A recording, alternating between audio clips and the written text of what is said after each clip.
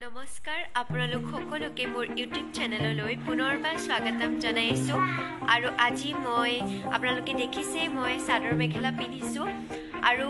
মই এটা বিশেষ কাৰণত চাদৰ মেখেলা পিন্ধিছোঁ আৰু আপোনালোকে এই বিশেষ কাৰণটো জানিবৰ কাৰণে ভিডিঅ'টো চাব লাগিব আহকচোন আপোনালোকে হয়তো ধৰিব পাৰিছে যে মই কলৈ আহিছোঁ আৰু বিশেষ কাৰণটো কি মই আহিছোঁ কামপুৰ কেন্দ্ৰীয় ৰাস পথাৰলৈ আৰু ইয়াতে আমাৰ আজি নিশা ৰাস আয়োজন কৰা হ'ব আৰু তাৰে মই কৃষ্ণ ভাওটো মই কৰিম এয়া আপোনালোকক দেখাইছোঁ আমাৰ বৃন্দাবনখন কেনেদৰে সজাইছে এতিয়ালৈকেও সজাই হোৱা নাই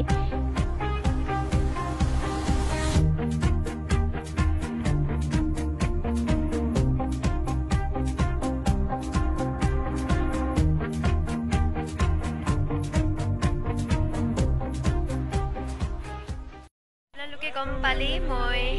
কিহৰ কাৰণে চাদৰ মেখেলা পিন্ধিছোঁ আৰু কিহৰ কাৰণে ইয়াত আহিলোঁ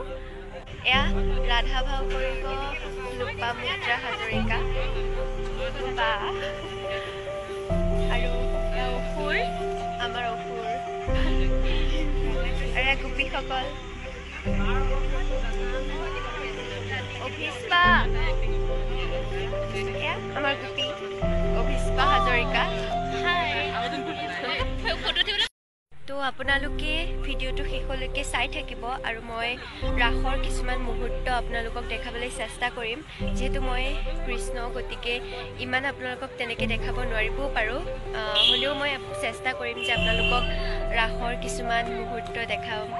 দেখাবলৈ চেষ্টা কৰিম